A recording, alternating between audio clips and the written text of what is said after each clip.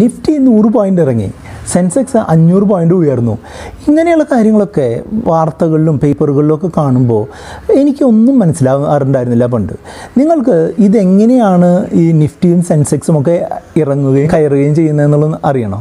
ഞാൻ സുബീഷാണ്. നിങ്ങൾക്ക് റുപ്പിമങ് ചാനലിലൂടെ ഓരോ ആഴ്ചയും പേഴ്സണൽ ഫിനാൻസുമായി ബന്ധപ്പെട്ടിട്ടുള്ള ചെറിയ വീഡിയോകൾ തരുന്നതും ആസ്ക് റുപ്പിമങ് എന്ന് പറഞ്ഞ വാട്സപ്പ് സർവീസിലൂടെ നിങ്ങളുടെ പേഴ്സണൽ ഫിനാൻസുമായി ബന്ധപ്പെട്ടുള്ള ചോദ്യങ്ങൾക്കുള്ള ഉത്തരങ്ങൾ തരുന്നത് ഞാനാണ്. നമ്മുടെ നാട്ടിൽ ധാരാളം കമ്പനികളുണ്ടല്ലേ, അവർക്കൊക്കെ തന്നെ പല കമ്പനികളും ഈ ഷെയർ മാർക്കറ്റുകളിൽ ഷെയറുകൾ ലിസ്റ്റ് ചെയ്തിട്ടും ഉണ്ടാവും. ഈ ഷെയറുകളെല്ലാം ഈ വ്യാപാരം നടക്കുന്ന സ്ഥലത്തിൻ്റെ പേരാണ് എന്ത്?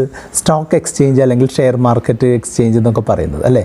ഇന്ത്യയിൽ പ്രധാനമായിട്ടും 2 എക്സ്ചേഞ്ചുകളാണുള്ളത്, ബോംബെ സ്റ്റോക്ക് എക്സ്ചേഞ്ചും നാഷണൽ സ്റ്റോക്ക് എക്സ്ചേഞ്ചും.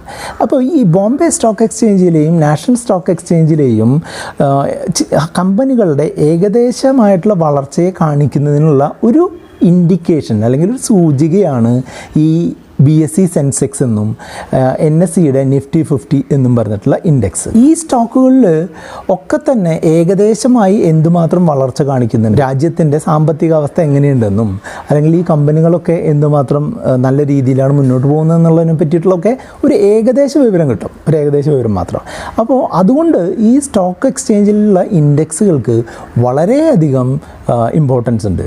അപ്പോൾ ഈ സ്റ്റോക്ക് എക്സ്ചേഞ്ചിലുള്ള ഇൻഡെക്സുകൾ എങ്ങനെയാണ് കാൽക്കുലേറ്റ് ചെയ്യുന്നത്, എങ്ങനെയാണ് കൂടുന്നത് കുറയുന്നത് എന്നുള്ളതൊക്കെ വളരെ സിമ്പിളായിട്ട് ഇപ്പോൾ നമ്മൾ പറഞ്ഞു തരാനായിട്ട് പോകുന്നു. സെൻസെക്സ് എന്ന് പറഞ്ഞിട്ടുണ്ടെങ്കിൽ നമ്മളുടെ ബോംബെ സ്റ്റോക്ക് എക്സ്ചേഞ്ചിൽ ലിസ്റ്റ് ചെയ്തിട്ടുള്ള 5000-ൽ പരം കമ്പനികളിൽ നിന്ന് 30 കമ്പനികളെ സെലക്ട് ചെയ്തിട്ട് അതിൻ്റെ ഒരു ആവറേജ് ആയിട്ടുള്ളൊരു പ്രൈസ് കണ്ടുപിടിച്ചിട്ട് അതിനെ പറയുന്ന പേരാണ് എന്ത്?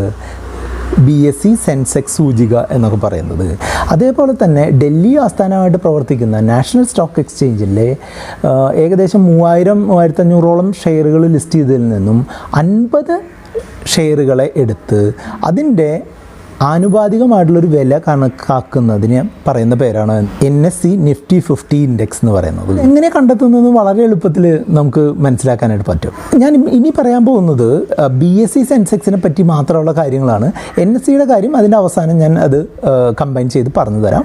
അപ്പോൾ BSE സെൻസെക്സ് എന്ന് പറഞ്ഞിട്ടുണ്ടെങ്കിൽ ഞാൻ മുൻപ് പറഞ്ഞ പോലെ 30 സ്റ്റോക്കുകളിൽ പെട്ടതാണ് എന്ന് പറഞ്ഞില്ലേ. അപ്പോൾ BSE സെൻസെക്സിൻ്റെ സൂചിക കണക്കാക്കുന്നത് എങ്ങനെയാണെന്നാണ് ഇനി പറഞ്ഞു തരാനായിട്ട് പോകുന്നത്. 5000-ൽ പരം സ്റ്റോക്കുകളിൽ എല്ലാവരും എടുത്ത് അതിൻ്റെ കാൽക്കുലേഷനൊക്കെ നടത്തി ഇൻഡെക്സ് ഉണ്ടാക്കുന്നത് അത്ര ഒരു നല്ല ഏർപ്പാടായിട്ട് നമുക്ക് തോന്നുന്നില്ല, അല്ലെങ്കിൽ അതിൻ്റെ നമ്മളുടെ സാമ്പത്തിക വിദഗ്ധർക്കും തോന്നുന്നില്ല.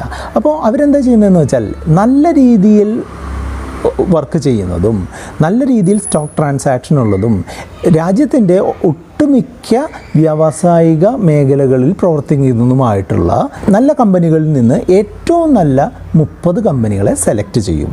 അതിന് പ്രധാനമായിട്ടും കൺസിഡർ ചെയ്യുന്നത് ആ കമ്പനികളുടെ വലിപ്പം അല്ലെങ്കിൽ മാർക്കറ്റ് ക്യാപ്പ് എന്ന് പറയും, ആ കമ്പനി ഏത് വ്യവസായ മേഖലയിലാണ് വർക്ക് ചെയ്യുന്നതെന്നുള്ളത് പറയും, പിന്നെ അതിൽ എന്തുമാത്രം നല്ല രീതിയിൽ ട്രാൻസാക്ഷൻ നടക്കുന്നുണ്ട് എന്നുള്ളതും കൂടെ പറയും. അങ്ങനെയുള്ള കാര്യങ്ങളൊക്കെ നോക്കിയിട്ട് ഒരു 30 സ്റ്റോക്കുകളെ തിരഞ്ഞെടുക്കുകയാണ് ചെയ്യുന്നത്. ഈ 30 സ്റ്റോക്കുകൾ അതിന് കാലാനുസൃതമായിട്ടുള്ള മാറ്റങ്ങൾ വരാറുണ്ട്. അപ്പോൾ ചില സ്റ്റോക്കുകളെ സെൻസെക്സിൽ നിന്ന് മാറ്റാറുണ്ട്, പുതിയ സ്റ്റോക്കുകൾ അതിന് പകരമായിട്ട് ആഡ് ചെയ്യാറുണ്ട്. അപ്പോൾ എപ്പോഴും ഒരു 30 സ്റ്റോക്കുകളിൽ നിലനിർത്താറാണ് പതിവ്. അങ്ങനെ 30 സ്റ്റോക്കുകൾ ഐഡൻറ്റിഫൈ ചെയ്യുക എന്നുള്ളതാണ് ഒന്നാമത്തെ സ്റ്റെപ്പ്. രണ്ടാമത്തെ സ്റ്റെപ്പ് എന്ന് പറഞ്ഞിട്ടുണ്ടെങ്കിൽ ഈ ഓരോ സ്റ്റോക്കിൻ്റെയും ഫ്രീ ഫ്ലോട്ട് മാർക്കറ്റ് ക്യാപ്പ് കണ്ടുപിടിക്കുക എന്നുള്ളതാണ്. പേര് കേട്ടിട്ട് നിങ്ങൾ പേടിക്കൊന്നും വേണ്ട. ഫ്രീ ഫ്ലോട്ട് മാർക്കറ്റ് ക്യാപ്പ് എന്ന് പറഞ്ഞിട്ടുണ്ടെങ്കിൽ വളരെ എളുപ്പത്തിൽ ഞാൻ മനസ്സിലാക്കി തരാം. ഒരു കമ്പനി ഉണ്ടെന്ന് വിചാരിക്കുക, ആ കമ്പനിക്ക് 1,00,000 ഓഹരികളുണ്ട് എന്ന് കരുതുക.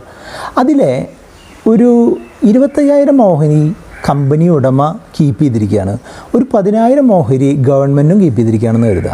അപ്പോൾ 1,00,000-ൽ 25,000 കമ്പനി, 10,000 ഗവൺമെൻറ്. അപ്പോൾ 1,00,000-ൽ നിന്ന് ആ 35,000 കുറച്ച് കഴിഞ്ഞാൽ 65,000 എന്ന് പറഞ്ഞൊരു നമ്പർ കിട്ടിയല്ലേ.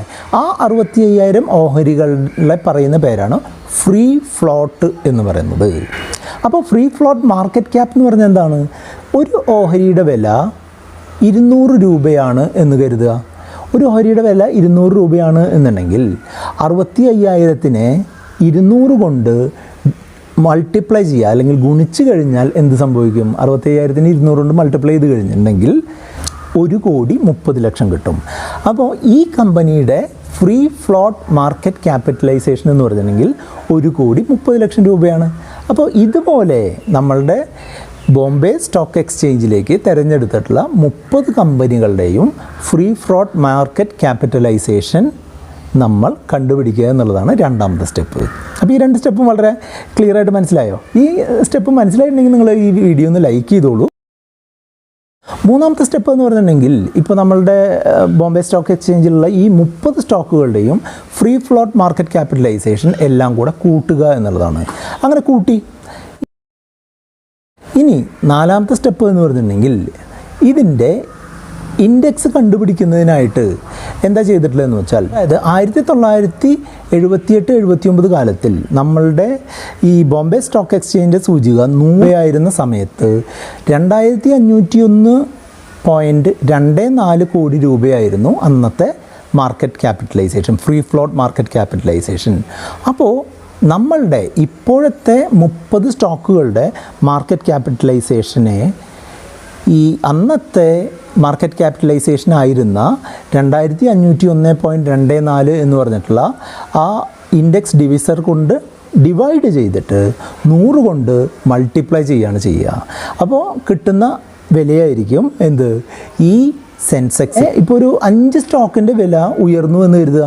ഈ സെൻസെക്സിൽ വരുന്ന ഒരു 5 സ്റ്റോക്കിൻ്റെ വില ഉയർന്നു, വളരെ വലുതായിട്ട് ഉയർന്നിട്ടുണ്ടെങ്കിൽ എന്ത് സംഭവിക്കും? ഈ current free float market capitalisation വില കൂടുകയും അതിനനുസരിച്ച് സെൻസെക്സ് കൂടുകയും ചെയ്യും അല്ലേ. അടുത്തൊരു ദിവസം ഈ 30 സ്റ്റോക്കുകളുടെയും വില താഴ്ന്നു എന്ന് കരുതുക, എന്ത് സംഭവിക്കും? ഫ്രീ ഫ്ലോട്ട് മാർക്കറ്റ് ക്യാപിറ്റലൈസേഷൻ കുറയുകയും അതിനനുസരിച്ച് സെൻസെക്സ് താഴേക്ക് വരികയും ചെയ്യും. ഈ കാര്യം നിങ്ങൾക്ക് മനസ്സിലാക്കാനായിട്ട് ഞാനൊരു ഉദാഹരണം പറഞ്ഞുതരാം. ചെറിയൊരു എക്സാമ്പിളാണ് എടുക്കുന്നത്. ഇപ്പോൾ നമ്മൾ 30 സ്റ്റോക്ക് ഉണ്ട് എന്നൊന്നും നിങ്ങൾ കരുതണ്ട. 2 സ്റ്റോക്കുകളാണ് നമ്മളുടെ ബോംബെ സ്റ്റോക്ക് എക്സ്ചേഞ്ചിൽ ഉള്ളത് എന്ന് കരുതുക. അപ്പോൾ അതിൻ്റെ പേരുകൾ റിലയൻസ് എന്നും ടാറ്റ എന്നുമാണെന്ന് കരുതുക. റിലയൻസിന് 1000 ഷെയറുകളുണ്ട്, മനസ്സിലായോ? അതിൽ 200 ഷെയർ റിലയൻസിൻ്റെ മുതലാളിയായിട്ടുള്ള അംബാനിയുടെ കയ്യിലാണ് അല്ലേ. അപ്പോൾ ബാക്കി നാട്ടുകാരുടെ കയ്യിൽ എത്രയാണുള്ളത്?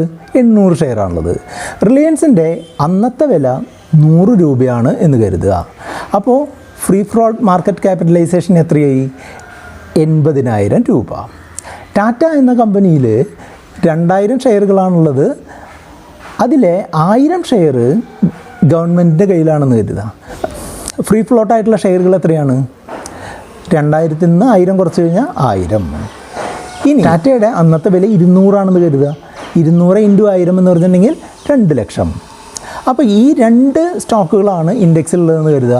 അപ്പോൾ അന്നത്തെ മാർക്കറ്റ് ക്യാപിറ്റലൈസേഷൻ്റെ തുക എന്ന് പറഞ്ഞാൽ എത്രയാണ്? 2.8 ലക്ഷം രൂപയാണ്. മനസ്സിലായില്ലേ? അപ്പോൾ എളുപ്പത്തിന് വേണ്ടിയിട്ട് 1978-79 മാർക്കറ്റ് ക്യാപിറ്റലൈസേഷൻ 5000 രൂപയായിരുന്നു എന്ന് സങ്കല്പിക്കാം. ഇന്നത്തെ സെൻസെക്സിൻ്റെ വില എത്രയായിരിക്കും? 2.8 ലക്ഷം ഡിവൈഡഡ് ബൈ 5000 × 100, അതായത് 5600 എന്ന് വരും. അങ്ങനെയാണ് ഒരു ദിവസത്തെ സെൻസെക്സിൻ്റെ വില കണ്ടുപിടിക്കുന്നത്. ഇനി പിറ്റേ ദിവസം എന്തുണ്ടായെന്ന് കരുതുക? റിലയൻസിൻ്റെ വില 100-ൽ നിന്ന് 102 ആയി എന്ന് കരുതുക. 102 ആയിട്ടുണ്ടെന്നുണ്ടെങ്കിൽ റിലയൻസിൻ്റെ ഫ്രീ ഫ്ലോട്ട് മാർക്കറ്റ് ക്യാപിറ്റലൈസേഷൻ 2 രൂപ വെച്ച് കൂടും അല്ലേ. അതായത് 1600 രൂപയും കൂടെ കൂടും. 81,600 രൂപയാവും റിലയൻസിൻ്റെ ഫ്രീ ഫ്ലോട്ട് മാർക്കറ്റ് ക്യാപിറ്റലൈസേഷൻ. അതിനനുസരിച്ച് 2,81,600 രൂപയാവും. ടോട്ടൽ വരുമ്പോൾ 2,81,600 ഡിവൈഡഡ് ബൈ 5000 × 100, അതായത് 5600 സംതിങ് വരും. അപ്പോൾ ഇതിൽ നിന്ന് എന്ത് മനസ്സിലായി?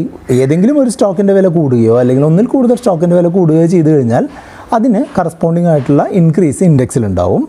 അതേസമയം ഒരു സ്റ്റോക്കിൻ്റെ വില ഇറങ്ങിക്കഴിഞ്ഞാൽ ഇൻഡെക്സിൽ കറസ്പോണ്ടിങ് ഡിക്രീസ് അല്ലെങ്കിൽ താഴ്ച ഉണ്ടാവുകയും ചെയ്യും. ഇങ്ങനെയാണ് സെൻസെക്സ് കയറുകയും ഇറങ്ങുകയും ഒക്കെ ചെയ്യുന്നത്. സ്റ്റോക്ക് എക്സ്ചേഞ്ചിൽ നിങ്ങൾക്ക് ഓഹരി എങ്ങനെയൊക്കെ നിക്ഷേപിക്കാം എന്നുള്ളതിനെ പറ്റി നമ്മൾ 2 വീഡിയോസ് ചെയ്തിരുന്നു. ആ വീഡിയോകൾ കണ്ടുകൊണ്ട് നിങ്ങൾക്ക് മുന്നോട്ട് പോകാം. അതോടൊപ്പം തന്നെ നിങ്ങൾക്ക് ഇതിനെപ്പറ്റി എന്തെങ്കിലും സംശയങ്ങൾ ഉണ്ടെന്നുണ്ടെങ്കിൽ നിങ്ങൾക്ക് ആസ്ക് റുപ്പി സർവീസിനെ സമീപിക്കാം.